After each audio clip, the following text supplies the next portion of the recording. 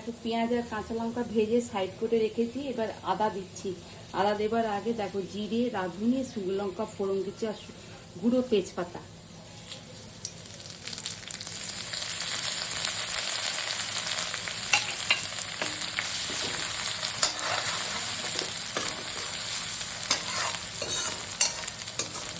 এবার এই লাউ সেদ্ধ করে রেখেছি, লাউটা দিয়ে দিচ্ছি এর মধ্যে।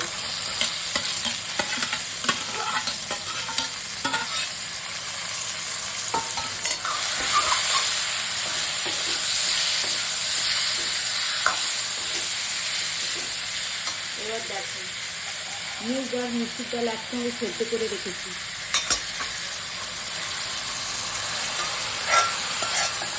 জল দেবো না, একটু ঘন ঘন চাপ চাপ থাকবে, খেতে ভালো লাগবে লাউ ডাল।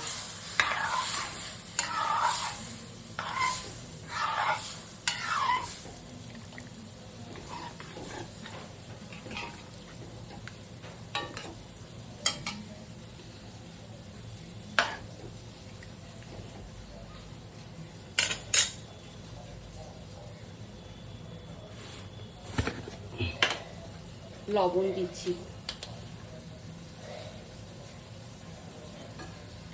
বেশি দেবো না, অল্প করেই দেবো।